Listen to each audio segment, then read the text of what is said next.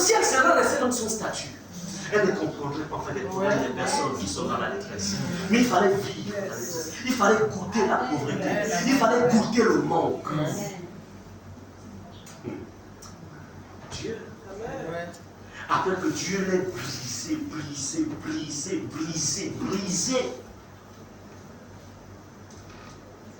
La période qui devait maintenant précéder son mariage, son père lui dit, reviens à la maison. C'est comme ça que moi, en fait, quand on se rencontre, elle est du locataire à l'extérieur. Mais après, Dieu permet que j'aille la chercher, en fait, dans la maison de son père. Yes. Elle va à nouveau retrouver, en fait, le niveau normal. Mais, elle ne s'accroche plus à ses choses. Amen. Amen. Elle ne s'accroche plus à ses choses. Vous comprenez cela? Amen. Elle a vu ces choses, elle voit ces choses comme vanité. C'est-à-dire que là où les chrétiens d'aujourd'hui s'accrochent, elle, Dieu lui a dit ces choses-là, c'est vrai. Dieu a enlevé l'esprit de matérialisme dans son cœur. Ce qui lui importe, c'est Jésus. Amen.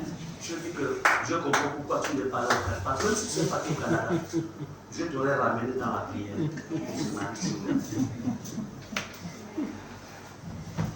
Bref, amen. En fait, ce que je voudrais dire, c'est que le Dieu auquel nous croyons, yes, sont attachés. Yes.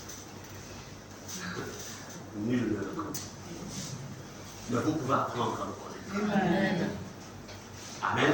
Amen. Bien-aimés,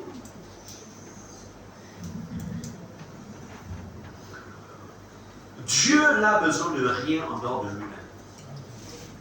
Amen. Alléluia. C'est-à-dire que seul Dieu, là, même quand il te dit, paye tes dîmes, paye tes offrandes, en fait, c'est pour toi-même. C'est vrai. En fait, ce sont des lois, des principes qu'il a établis pour te donner, pour que tu aies accès, en fait, à cette grâce, à cette faveur. C'est pas pour lui. Il dit, qu'est-ce que toi, tu peux me donner? Amen.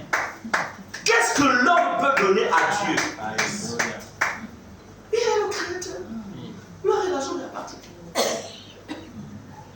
Sur laquelle Dieu est en train de nous visiter par son fils Jésus. Il est dans un palais. C'est-à-dire que, quel que soit l'amour, un tabousou, l'amour que tu as pour ta femme là. Si Jésus vient te prendre pour 5 minutes, il te dit, viens un peu voir le ciel là-bas, même la maison qu'on a déjà préparée pour toi, comment c'est meublé, tout. Tu sais ce que tu diras à Jésus?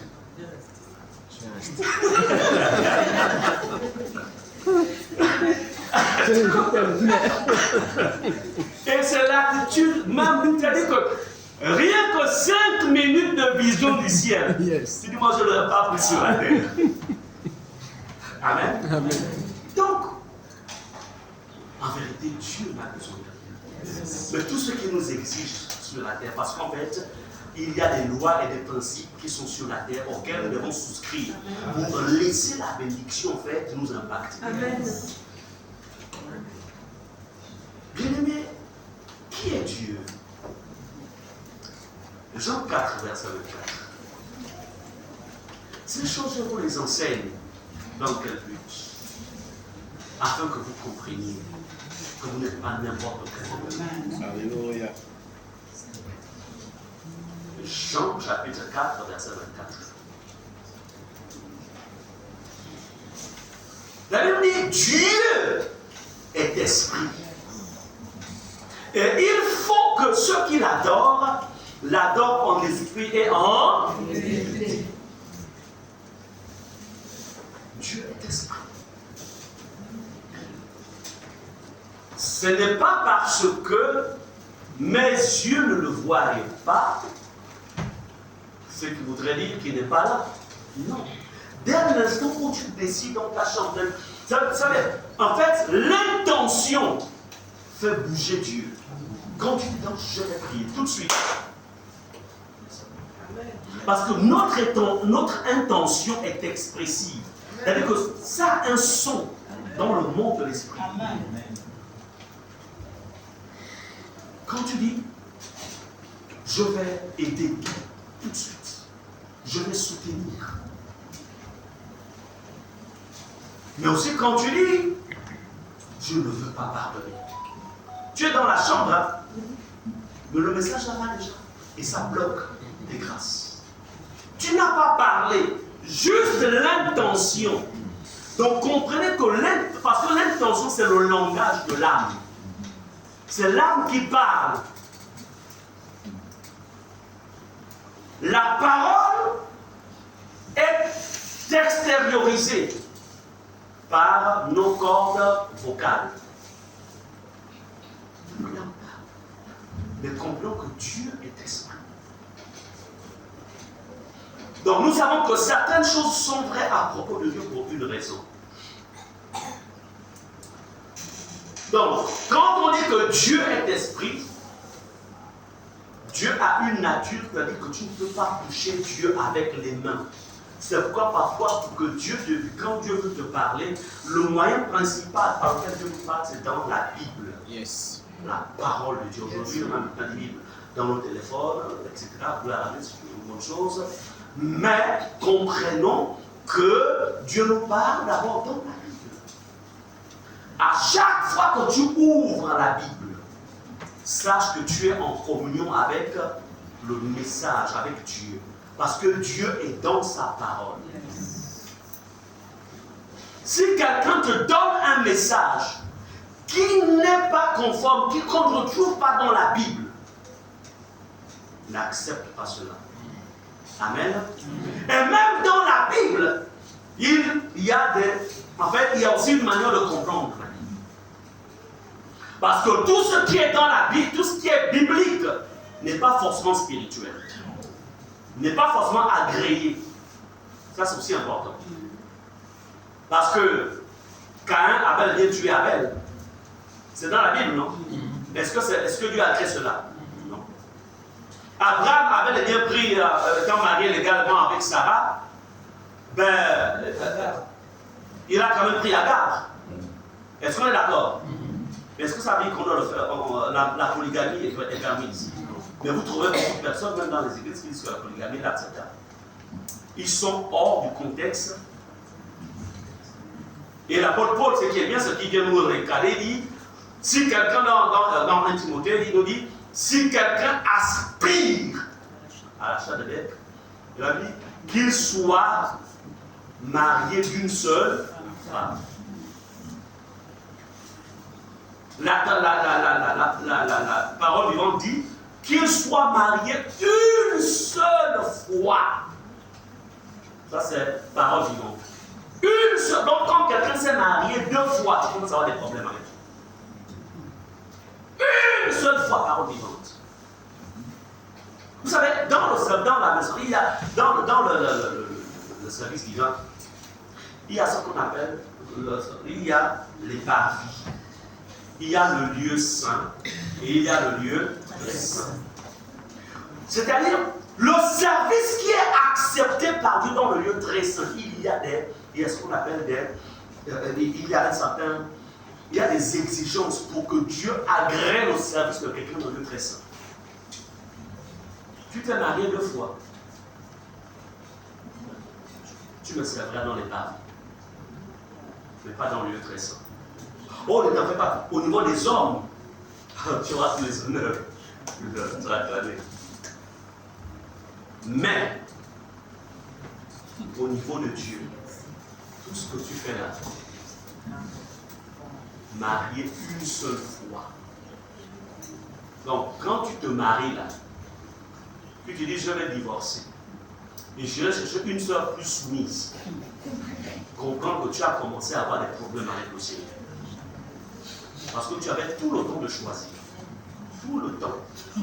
Tu avais tout le temps d'attendre. Comment il y a ça? Attendre. Tout le temps. D'attendre. Pourquoi? Parce qu'il est mieux de se marier tard que d'avoir des problèmes avec Dieu. En s'engageant. Et après, hey, qu'est-ce que j'ai fait? Et puis tu vas commencer tard. Comprenez cela.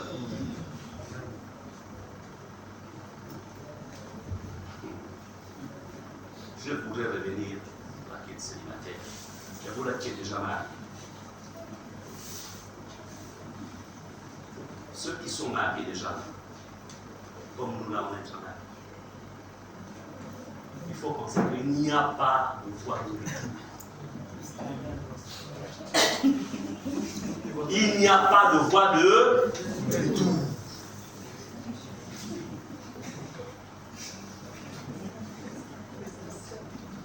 Parce que c'est une chose lorsque, quand tu t'es marié, c'est-à-dire que la conversion vous a retrouvé dans le mariage.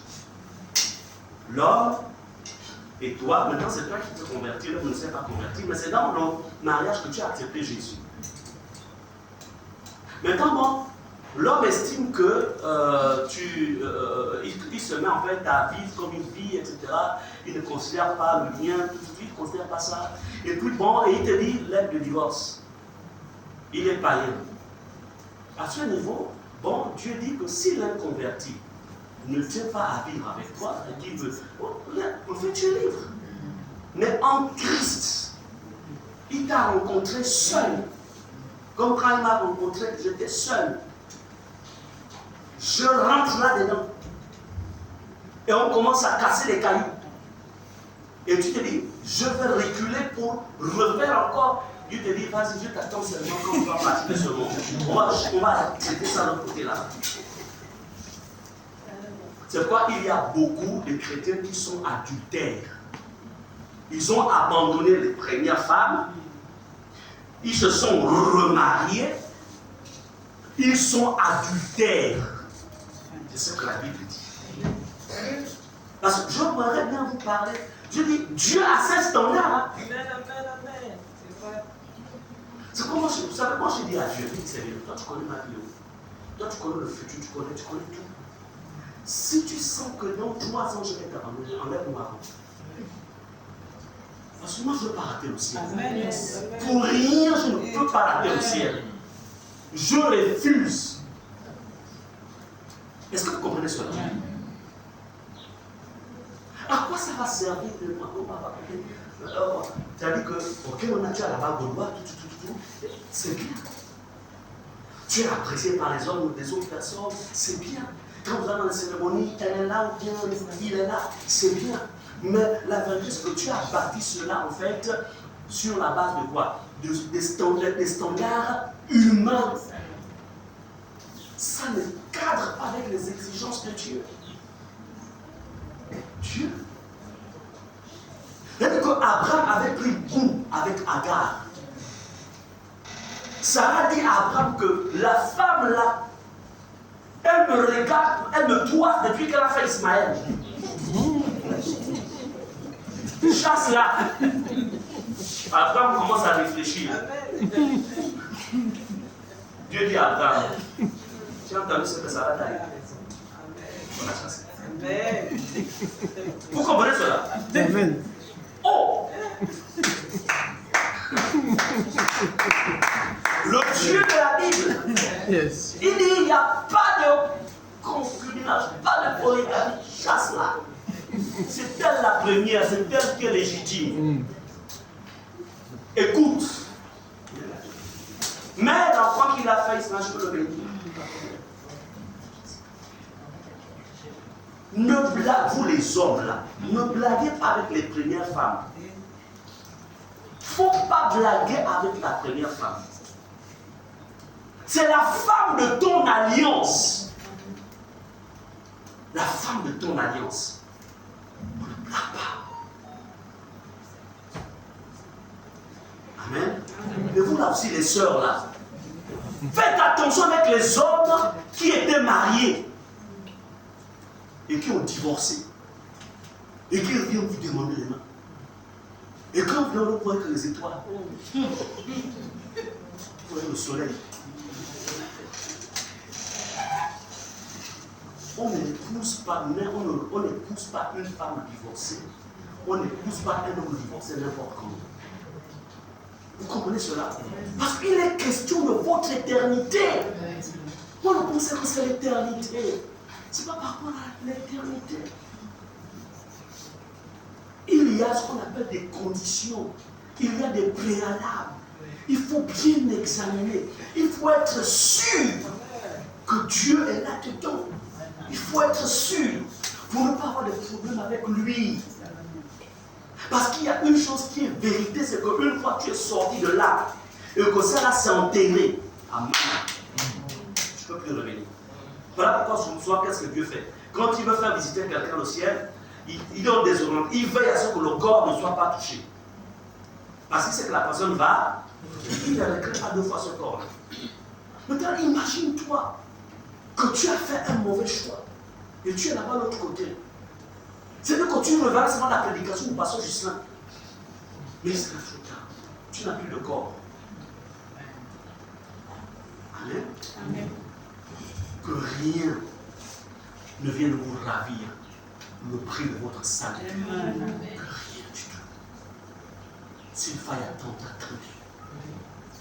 S'il faille être comme Anne, il n'y a pas de problème. Anne était mariée, elle a perdu son mari, elle était dans la vingtaine, certainement. Elle était dans les 80 ans, hein, quand Jésus est né. Hein. Elle est restée comme ça, de la vingtaine jusqu'à... Elle est morte comme ça. Mais au moins, elle a eu le ciel. Parce qu'elle a vu maintenant que les yeux ont vu le salut.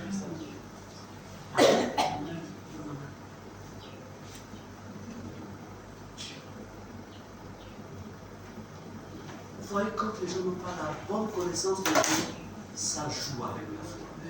Ça joue avec la parole. Ça joue avec l'éternité. Ça joue avec le péché. Ça joue. En Dieu, il y a trois personnes. Il y a le Père, il y a le Fils, il y a le Saint-Esprit. Donc, en Dieu, il n'y a pas les ancêtres à l'intérieur. En Dieu, il n'y a pas le Dieu de ton village à l'intérieur. En Dieu, il y a le Père, le Fils et le Saint-Esprit. Trois personnes distinctes en un seul Dieu. Le Dieu de la vie. Dieu, et prenez la référence pour aller à la maison, on va le noter déjà. Matthieu, donc 3, verset 16 à 17. Matthieu chapitre 3, verset 16 à 17.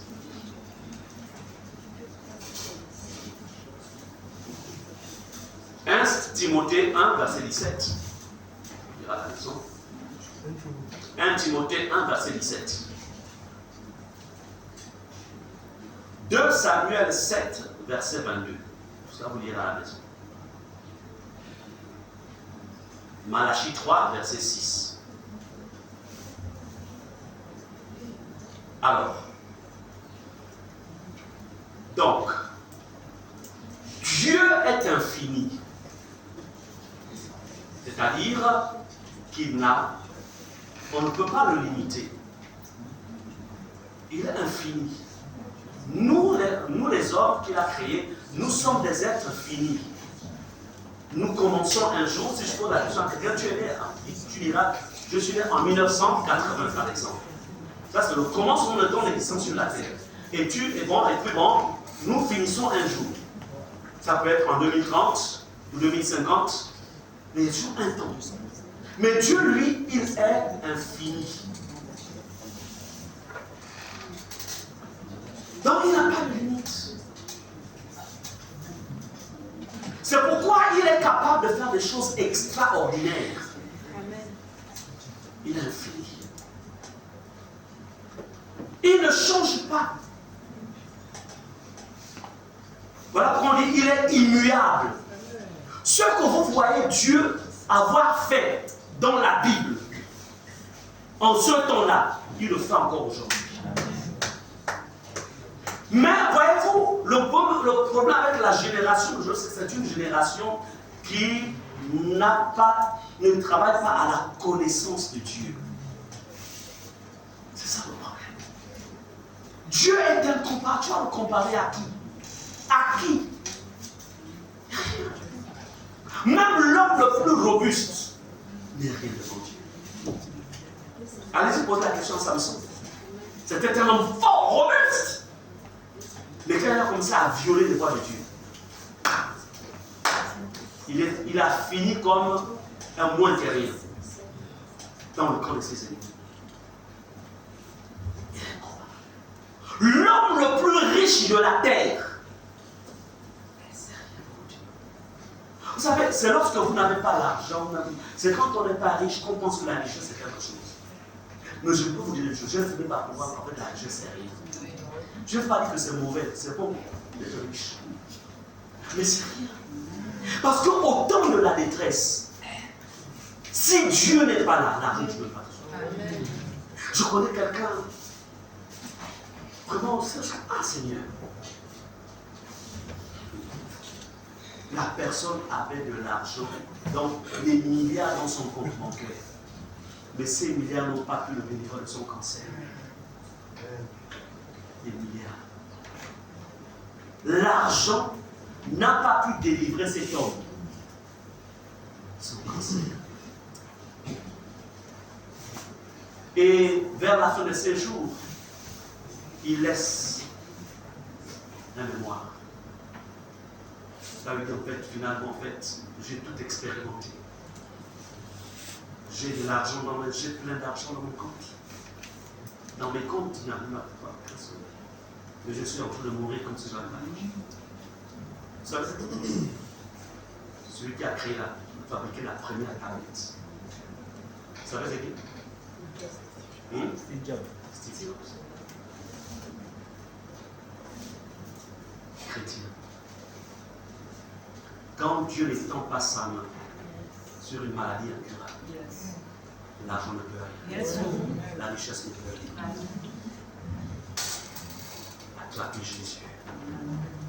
Cherche à connaître Dieu. Amen.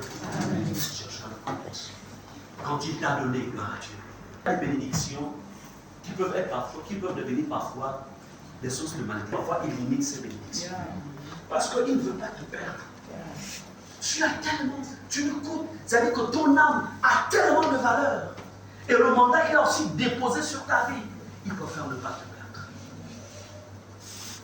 Comprenez que Dieu est ignorable. Il ne change pas. Quelle que soit l'expérience par laquelle vous devez passer, n'oubliez jamais que Dieu ne change pas. Amen. Dieu ne peut pas aimer l'ancien Yannick plus que toi.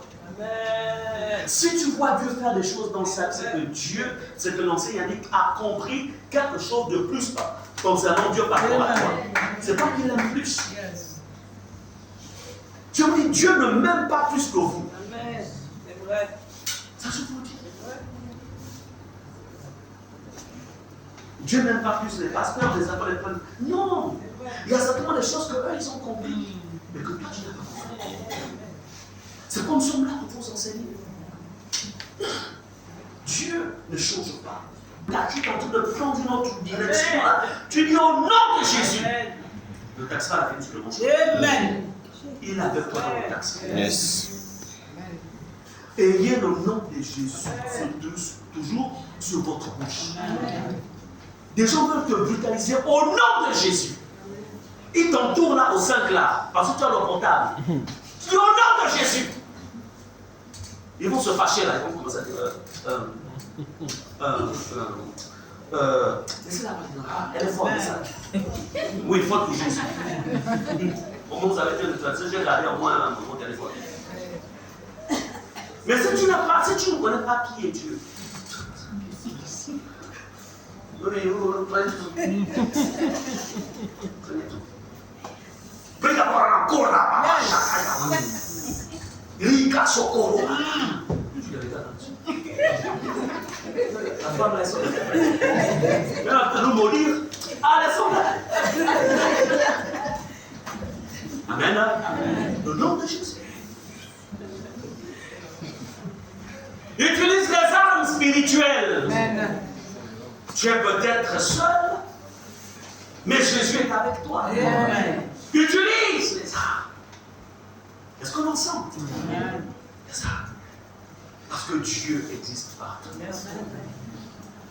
Dieu sait tout. Répétons, Dieu sait tout. Dieu sait tout. Ça, vous le savez, Dieu sait tout. Bon, maintenant, tu vas aller voir la prophétesse. Dites-moi, prophétesse. Ma vie là. Regarde un peu ma vie. Je peux m'apporter une offrande. Tu apportes une offrande même. de 500 000 sœurs. Tout ce que j'ai fait, j'ai réussi. On ne m'a pas dans le corps. Apporte quelques offrandes pour bénir au Seigneur, pour rendre gloire à Dieu, ne pas pour que la promesse se voie, c'est qu'il y a longtemps. Dieu sait tout.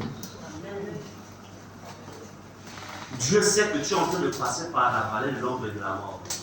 Mais en cela, tu ne crains aucun mal. Parce que son bâton et sa honnête. Il a pour toi des projets de paix et de mal. Un avenir et de l'espérance. Maintenant, pourquoi tu as donné 500 000 à une prophétesse ou à un prophète pour qu'ils se disent ce qui se passe dans ta vie? La Bible est le livre qui te parle de ton avenir. C'est clair. Est-ce qu'on sent? Alléluia.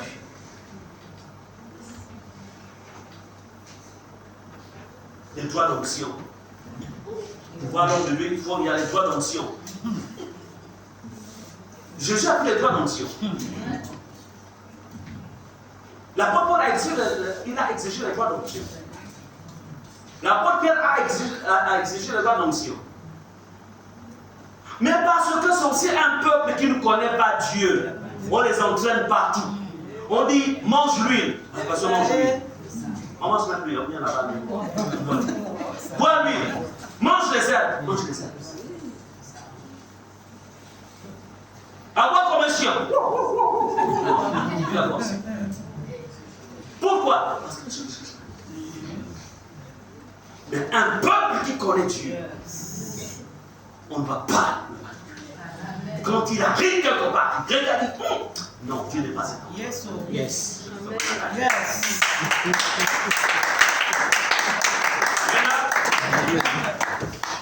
Yes. Dieu sait tout.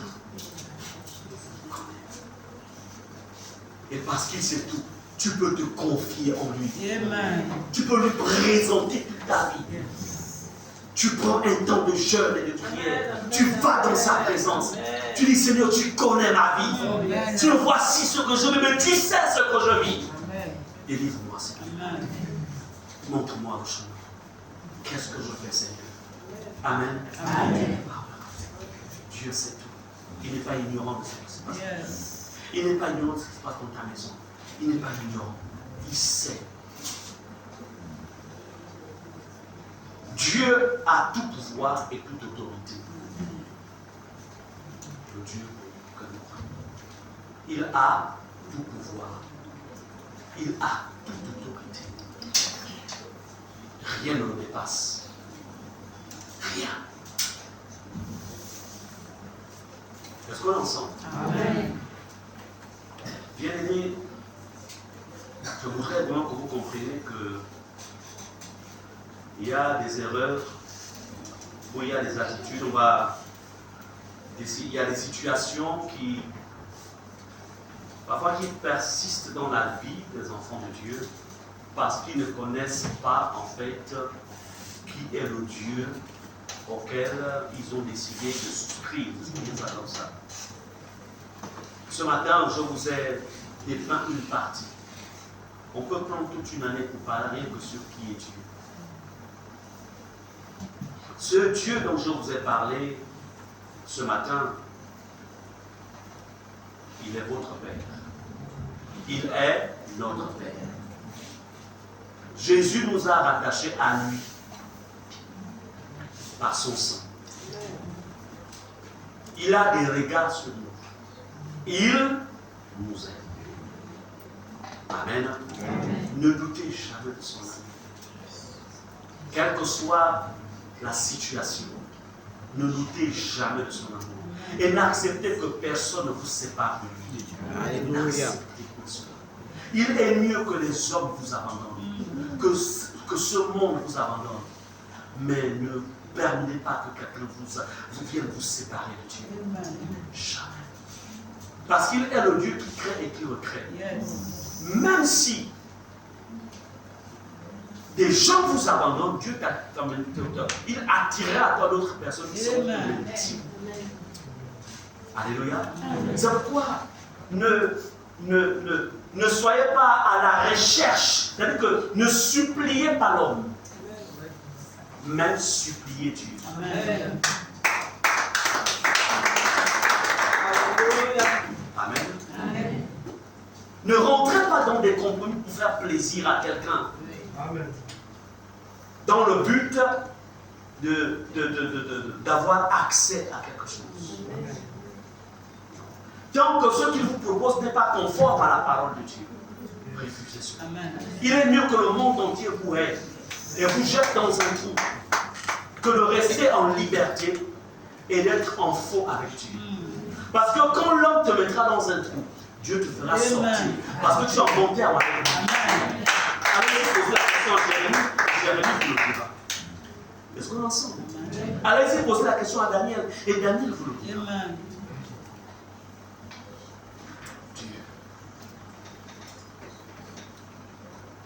Je voudrais que ce matin, étant arrivé au terme de ce message, ce n'est pas la fin, mais il y a une suite qu'on verra plus tard.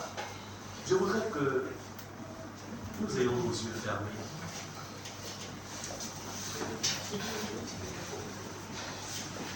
Ayons nos yeux fermés. Veuillons nous lever, s'il vous plaît.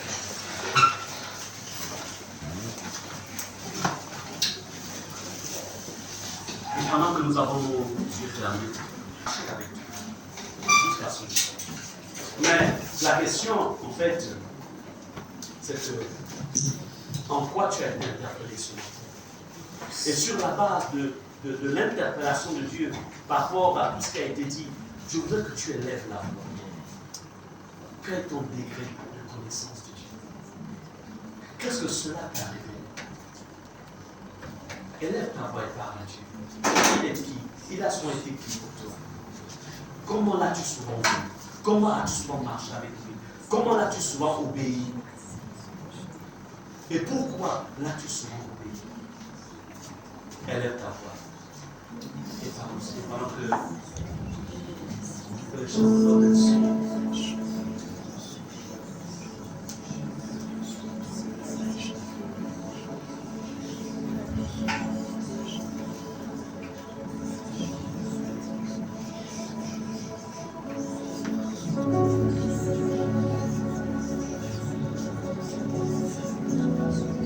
Est-ce qu'il est l'être suprême dans ta vie?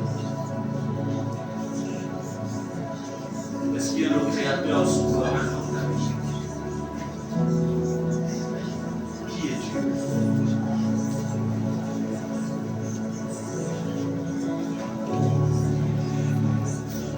Est-ce qu'il est ce Dieu intangible et infini dans ta vie? À qui l'as-tu souvent comparé? Qui est Dieu pour toi? Qui est Dieu?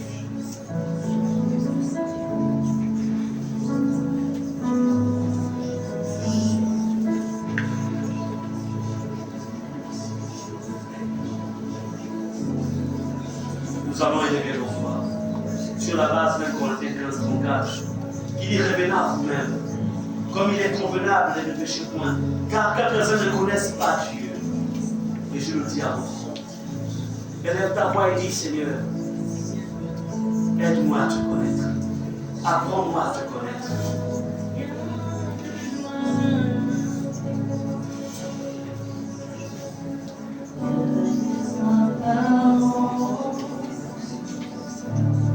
Du son plus fond de mon cœur,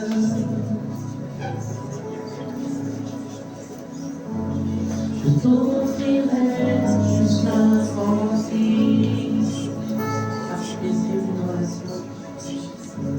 car tu désires une relation.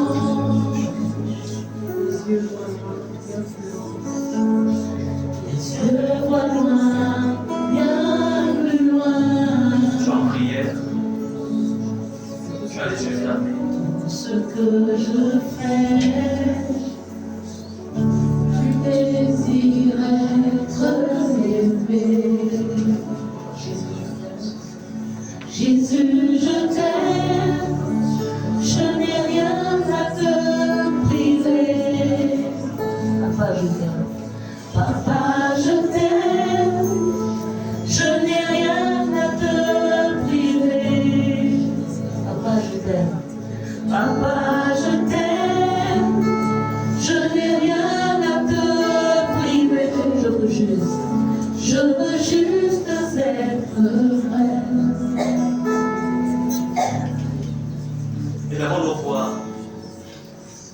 Répétons après moi au nom de Jésus. Au nom de Jésus. Je décide ce matin. Je décide ce matin. De revenir à toi. De revenir à toi. Je reconnais, Seigneur. Je reconnais, Seigneur. Que je n'ai pas travaillé. Que je n'ai pas travaillé. À la connaissance de ta personne. À la connaissance de ta personne. Dans une dimension plus élevée. Dans une dimension plus élevée. Et ce matin, je m'engage à te connaître. Aide-moi, Seigneur. Aide-moi, Seigneur. Je veux te connaître. Je veux te connaître. Je veux te connaître. Je veux te connaître. Je veux te connaître. Je veux te connaître. Nous avons les yeux fermés. Pendant que tu as les yeux fermés, tu regardes. Quelles sont les distractions qui dans ta vie t'empêchent de chercher Dieu? Qu'est-ce qui t'empêche d'avoir un régime qui te permet de chercher Dieu? De chercher Dieu dans la prière, de chercher Dieu dans sa parole, de chercher Dieu dans le jeûne. Qu'est-ce qui t'empêche? Et sur cette base, tu peux dire, Seigneur, pardonne-moi pour ceci et pour cela. Telle distraction, Seigneur, m'empêche vraiment de te chercher. Fais ce travail devant le Seigneur maintenant. Parce qu'au sortir de ces moments, quelque chose va changer chez toi à la maison. Quelque chose va changer. Et même quand tu viens à l'église, il va y avoir quelque chose de nouveau. Alors parle, Seigneur. Sépare-toi. C'est peut-être des bavardages inutiles avec des frères, des sœurs, des amis qui viennent constamment te visiter. Et tu n'arrives pas, malheureusement, à connaître les réseaux sociaux. Tu n'arrives pas à te discipliner.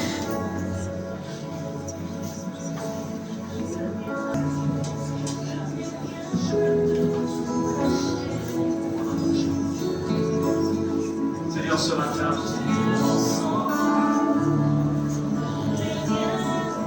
ce que tu attends, Seigneur, de ton Église, ce que tu attends de chacun d'entre nous, Seigneur, ce n'est pas de la religion, mais ce que tu attends, Seigneur, de nous, ce sont des hommes et des femmes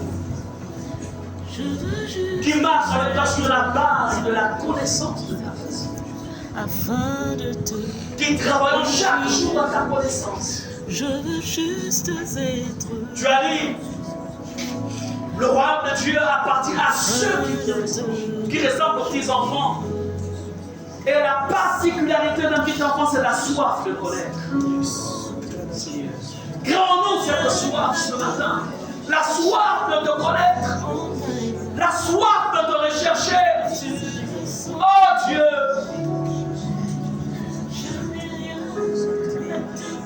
Voici.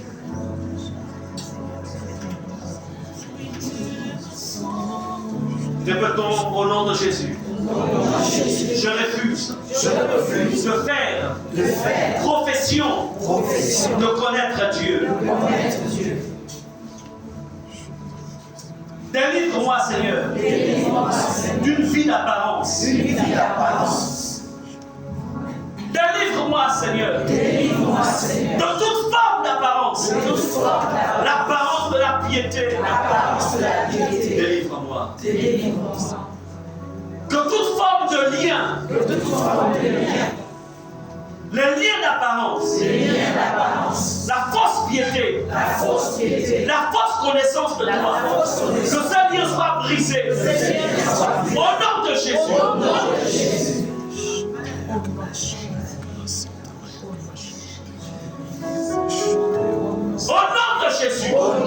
Esprit de religion.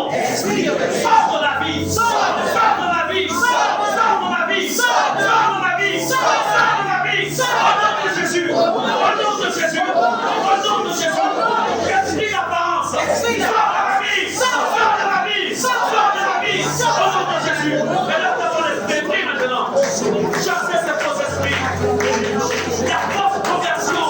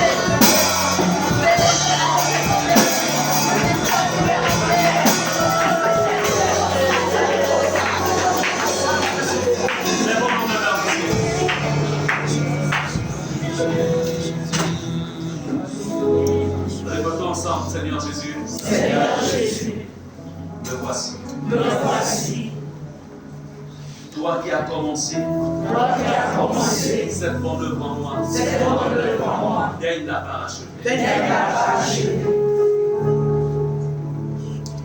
Toi qui as dit, Toi qui as dit, oh, la vie éternelle, c'est qu'ils te connaissent. c'est qu'ils te connaissent. Je m'ouvre, Seigneur, Je m'ouvre, Seigneur, à la connaissance du Père, à la connaissance du Père, du Fils du et du Fils et Saint-Esprit. du Saint-Esprit.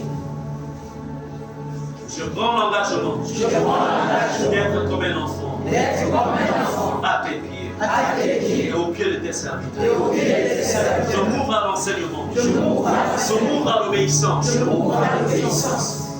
Je prends la décision Je prends la décision de me séparer de me séparer de toute forme d'apparence, de toute forme d'apparence, de toute fausse piété, de toute fausse piété, de toute fausse foi. de toute fausse foi. Je prends la décision Je prends la de décision me séparer de me séparer de toutes les photocopies de toutes les photocopies spirituelles. spirituelles. Je prends la décision Je prends la décision de me connecter de me connecter à l'original. à Et l'original. c'est toi qui es l'original. C'est toi qui es l'original. Au nom de Jésus. Au nom de Jésus. Amen. Amen.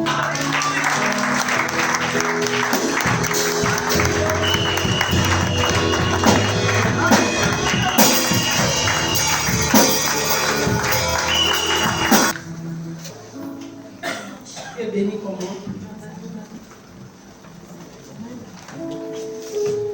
Et nous devons chercher à connaître Dieu. Le véritable, pas Dieu avec le Dieu avec grand D. Nous devons chercher à le connaître. Nous ne soyons pas trompés par les hommes. Amen.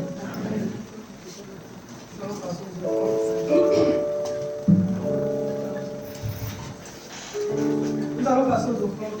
On dit aux offrandes.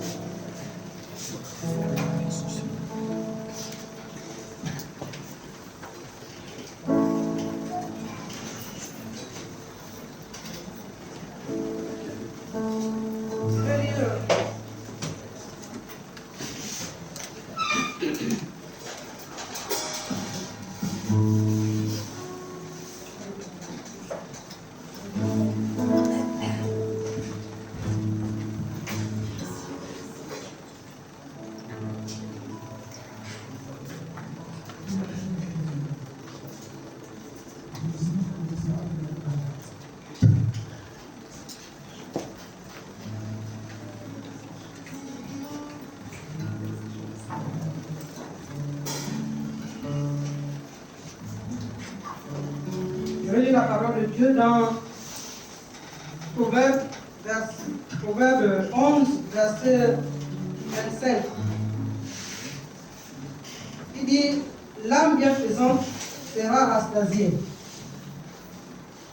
Et celui qui arrose sera lui-même arrosé. Amen. Amen. Que nous soyons ces âmes. Que nous soyons ces âmes bienfaisantes.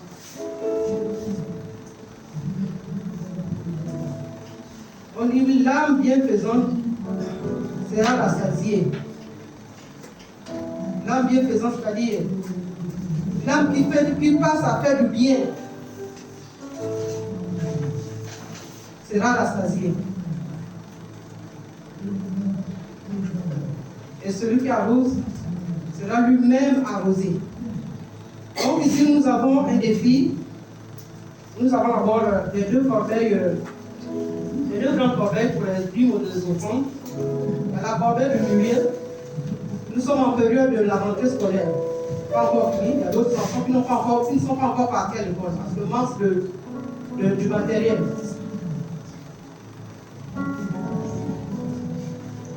Donc nous avons cette corbeille du milieu de nécessité pour la rentrée scolaire. On a dit de donner en numéro ou bien en argent. Donc apporter, ne vous assez pas d'apporter les fournitures pour nos enfants. Il y a d'autres enfants qui n'ont pas encore commencé parce qu'il manque les fournitures. D'autres qui sont dans les écoles payantes, Ils n'ont pas commencé parce qu'il manque le frais pour aller pour le décollage. Amen. Et nous avons notre grand défi qui est là, pour la construction. Il y a les gens qui ont pris les engagements. Je crois que c'est la fin du mois. Ils doivent apporter leur engagement. Et on disait que s'il y a d'autres personnes qui peuvent apporter du matériel, des briques, tôles, pointes, tout ça c'est pour contribuer à la construction de notre temple. Alléluia.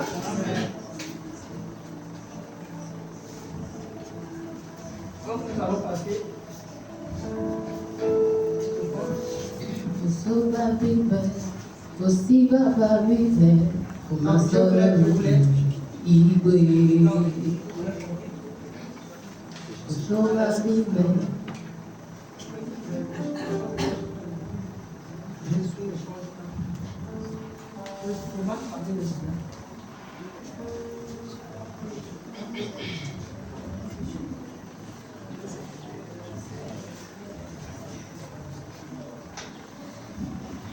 J'ai marché parmi les humains, j'en ai rencontré certains qui font du bien. Cela ne dure pas longtemps, car le cœur de l'homme varie selon le moment. J'ai marché parmi les humains, j'en ai rencontré certains qui font du bien. Et cela ne dure pas longtemps, car le cœur de l'homme varie selon les moments. Mais moi je connais l'homme qui ne change pas, c'est Jésus de Nazareth. Et moi je connais un homme qui ne change pas, c'est Jésus de Nazareth.